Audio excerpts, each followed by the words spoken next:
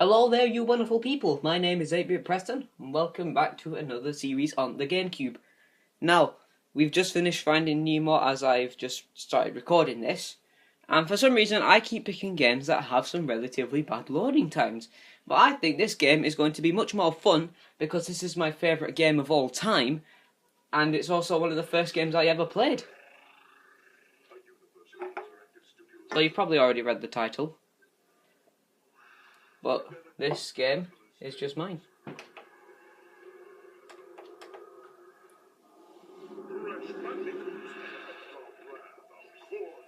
And there it is, people. Crash Bandicoot 4, The Wrath of Cortex. Now, some people generally hate this fucking game. And can I just say, I can understand why people hate this game. But to all the people that hate this game, I'm going to give you a big fucking middle finger right now. You probably can't see it that well because of the space background. But this is my favourite game of all time, and it's one of the best games and first games I've ever played. Can I just say as well, this soundtrack is amazing. And the people who made this game also made Finding Nemo, believe it or not. So that's why the soundtrack's killer. If you get what I'm saying. So I really do not know what to call myself because I've already got a save file with my old YouTube name on it because that series went capsized. And then I've also got a series called, well, it's not series, but a save file called 8BP. And then I've just got one called Crash, which I've 106%ed. And my goal is to get 106% on all save files with the name Crash. So as soon as I finish this series, I'll go back to doing that. But for now, we're just going to call ourselves this is the best part of the theme song, by the way. 8-bit. I'll just call myself 8-bit, because in the last one I called myself 8BP. 8-bit. Now, we sit through a 6-minute intro cutscene. Oh boy.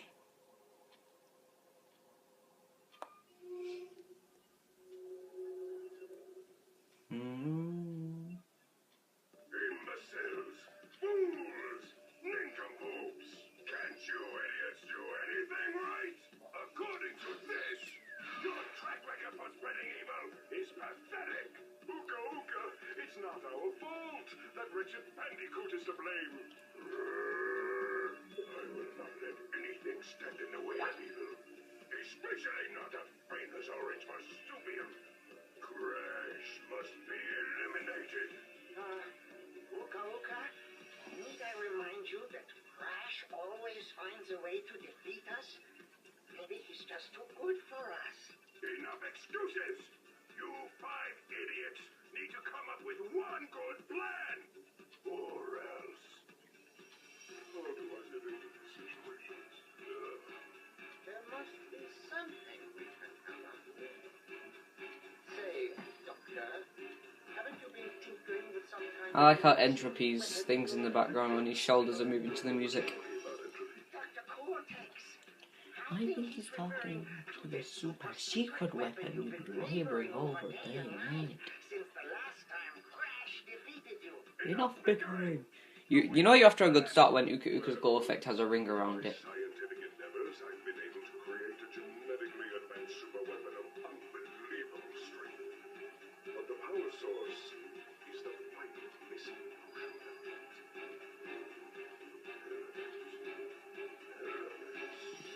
Yes, the elementals.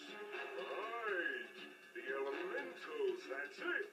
If we reach their destructive limit, we could create enough power to bring my secret weapon to life. We have a weapon capable of crushing mountains, demolishing entire cities, and wiping Crash Bandicoot off the face of the earth forever. Get ready to face my wrath, Crash Bandicoot. Deep shit, fam. Well, we're after a good start, aren't we? Now this part of the intro cutscene is just boring, so I'm not going to talk.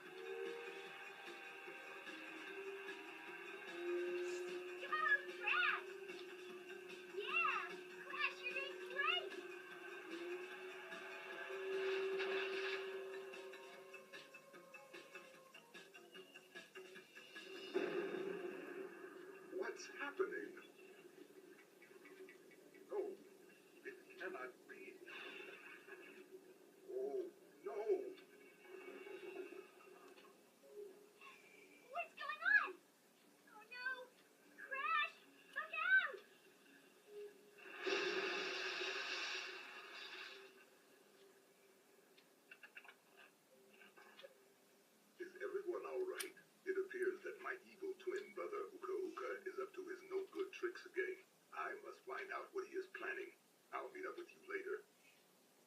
At least Aku's voice in this game's alright.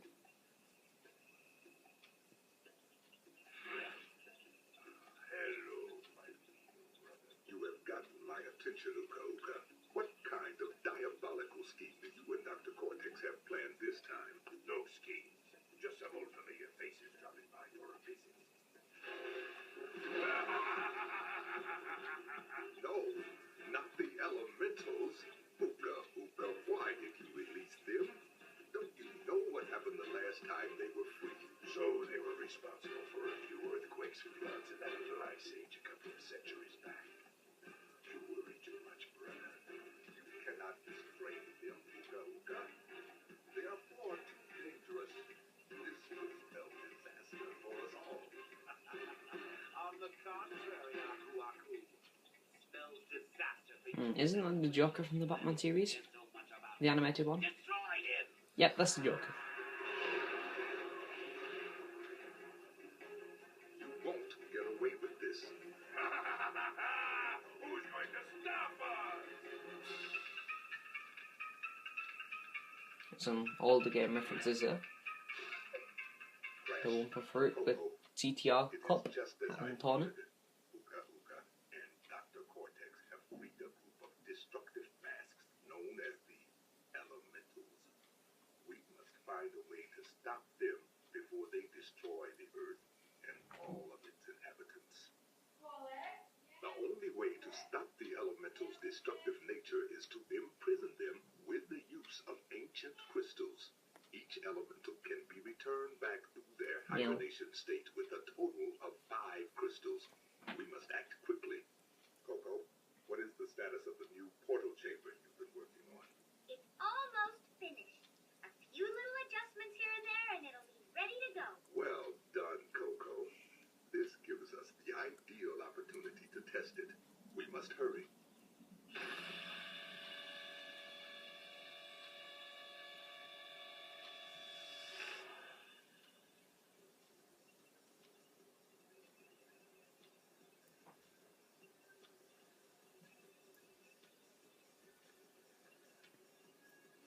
Those keyboard audio cues are out of time, by the way.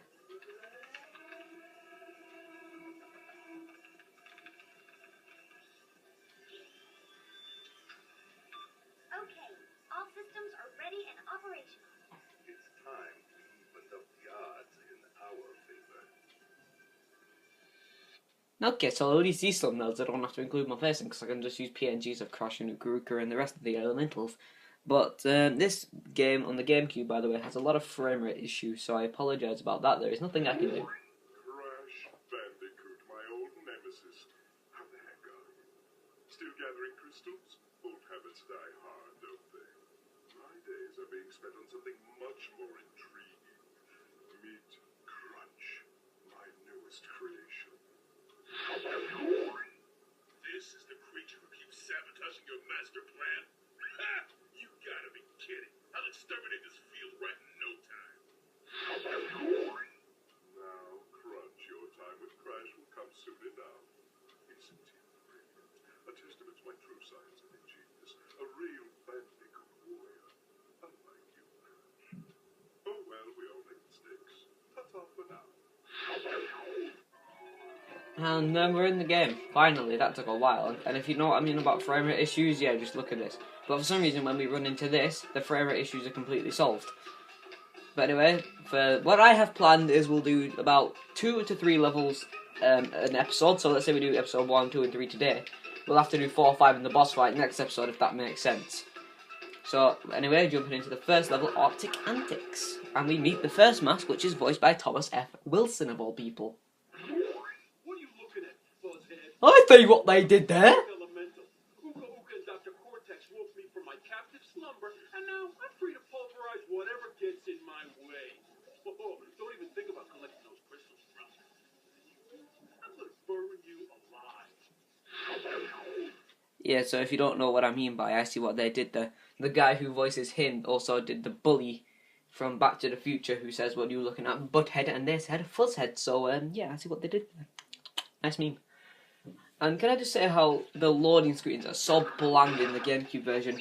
The PS2 version we saw Crash flying through space, but And then in the Xbox 360 we had him flying through the portal chamber, but this is just a blank screen that says loading on it, so that's fun. But anyways, it actually feels brilliant to be playing this game again. It's been a while. So, I'm gonna be... If I don't get all the boxes in a certain level, I'll probably go back in my own time to get them. I'm not too sure though, however. Yeah, so I don't know about like the relics about the game. I think for relics I'll do that in my own time as well. Hello, Mason.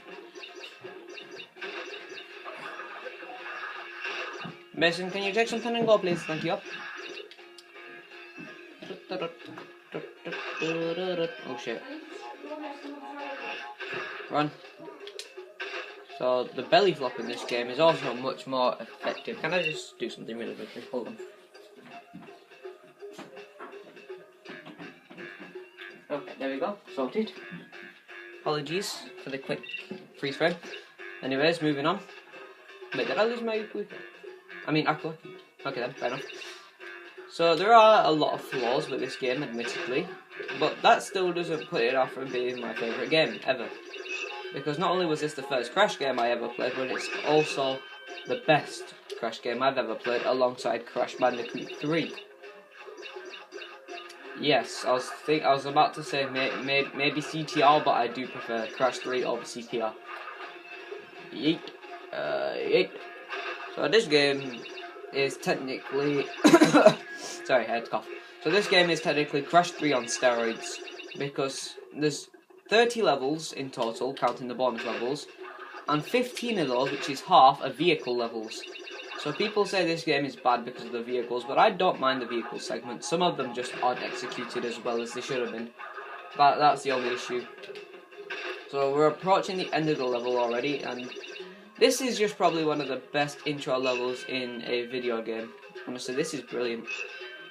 Also, you can kill mammoths to get an extra life, which is sad. You know, animal abuse is being promoted here. Yeah, let's just take this death route really quickly so we can get a coloured gem straight away. Because the quicker we get these coloured gems, the easier this playthrough will be. And we can also backtrack on ourselves without having to exit the level, go back in and do all that fancy stuff. Mason? I don't know. Listen.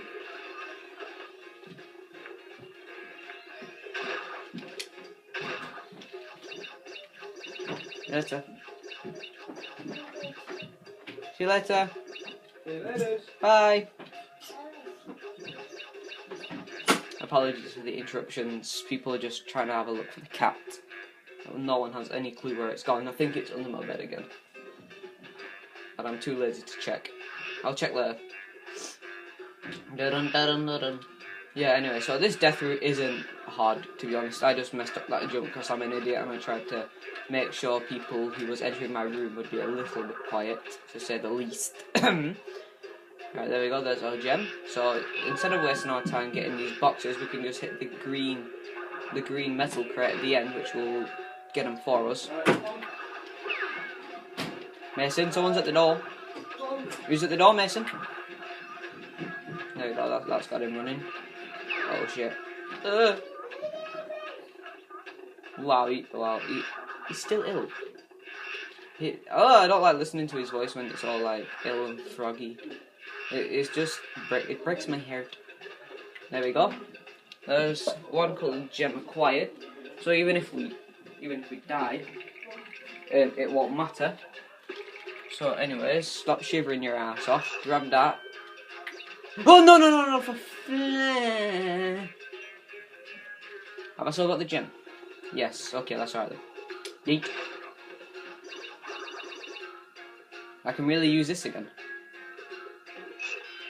Oh, that's so easy extra lives. I haven't played a platformer in ages, to be honest. I'm not going to count Sun Heroes as a platformer. Well, it is technically a platformer, but I'm not going to count it as one. That is a hard mammoth to get. So I might just leave that mammoth for now and get it later on when we unlock that bazooka power up. You know, shout out to my boy Bazooka Gaming. He's now a dead YouTuber and also dead in real life. Jesus Christ, man, that thing tried attacking me. Anyways, continuing. So, just gotta jump on a couple of these boxes. 69 apples for the win. Never mind. Boink and boink. For some reason, I like doing this when I'm on these platforms. It's a weird thing, yeah, but it's satisfying. Because just the way like Crash looks and controls feels weird. Can I just say the bonus level soundtrack in this game? Not only is it another remix of the Crash 3 Warp Room theme, which is what the normal Warp Room theme is, a remix of the Crash 3 Warp Room, but it's also a lot of them are just brilliant. And also something bad about this game, and pretty much every other Crash Bandicoot game there is, you can spin away your own extra lives and your own apples, which is fun. So, you know, like, just, you want to try and avoid that. But can I just say, like, can we just, like, burn a hole into our hand with our controller? Oh, hi. Anyways, hit this, come back, jump on you, come back. Thank you. Slide through these. Now if we hit the green box whilst still getting these ones, we should have all the boxes. 3, 4, 5. I like how they've changed it to 5. Like, it's a permanent 5 instead of 10. There we go. Grab that. So now we're already off to a great start. I think I'm going to have to do 2 levels this episode, because we're already 17 minutes in. The next the next level is like an extremely sloped episode. I keep saying episode. It's a completely, it's another flying combat stage like you got in Crash 3, but it's very slow. Also, that 106% save file I've got, it's got Platinum Relic on every level. Like, I really did outdo myself, and considering I need to do that 4 times. Yeah, that's one. Well, that was in a very slow one time. Oh, and also we're going to hear the noise like a vroom, vroom, vroom, vroom the entire time, because the game developers thought it would be a good idea to include the sound of the wings in the wind. So, you know, that's one. So basically, all we have to do in this level is avoid being kamikazed by Cortex's minions, as I get kamikazed as I say it, and just destroy all these things, and also destroy the balloons for a gem. It's not hard at all, but it's very slow. Thank you for just killing yourself into my meat engine. There's entropy. Like, people don't realise, like, it's Cortex's minions in there. They just think it's random people, but there goes Tiny Tiger. And there's Dingo Dial. That was probably engine or entropy. Right, how many boxes are we on? We're on 5. We're on 5 and we got 2 more of them, so I'll focus on the boxes for a minute. There we go. I'm probably going to do the time trials off camera. But if I do them on camera, then I'm not going to be aiming for platinum. I'll just do it like any. These bullets have like no range. And there's the last 3. There's another one. And last 2. Hold up. Why does that noise keep getting louder? That's my question. Why does the sound of the wind blowing on your wings get louder? I don't get it. There we go, there's our gem. So let's destroy this thing. Give it a quick turn. And then let's get this last one, and then we'll be done with this level. So we might, so considering how fast this level goes, we'll definitely have time for another level. Barrel roll to success, baby. That's why we do that little muscle show. I get you. So now we just gotta wait like 5 to 10 seconds instead of 40 seconds. You know, cough cough burp, we Finding Nemo. And now we good. So we get this level, and then we out.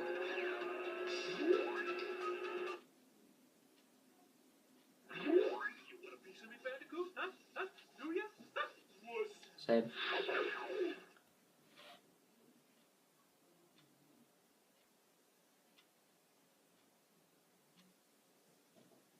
Yeah, that's on. You know, just load a bit faster, please. And now we in. And can I just say, that's 2 vehicle levels in a row. And 2 vehicle levels in a row is not the best idea, because this is a platformer. And the fact that this is supposed to aim to new audiences of platformers, that's not too great, but luckily this stage is brilliant. This is one of the best stages in the game, because the ball physics in this game are actually not frustrating in any way, shape or form. It's not like the ball in GD where if you press a button it flips gravity. No, this is an actual ball. Sorry. So this is like an actual ball, which is it's very, very fun, because like your analog stick just controls beautifully with the ball. Like never. Like as I was saying, I miss a box. So like the ball's turning is amazing, and also like the speed you can get going on these ramps. Oh, it's just so satisfying. But if you miss a box, you can't turn back to get them later on through the stage. And the fact that every level now has around over 100 boxes to break, that is a bit frustrating, because I think 100 plus boxes is a bit too much personally.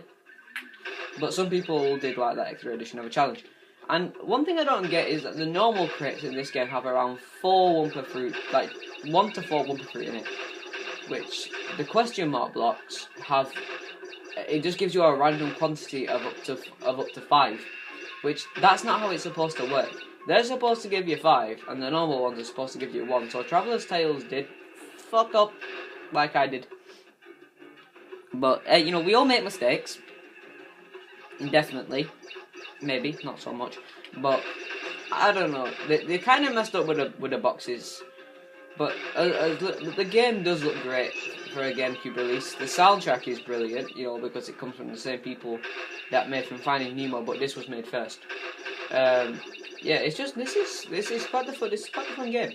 Like when the level isn't glitching out on you and stuff, and like it's just turning in the ball. Like there's 3 ball levels in the game in total, not counting the first boss fight. Oh shit, not counting the first boss fight, but they all control relatively well. But can I just say, the first boss fight is one of the shittest boss fights I've ever seen in a video game.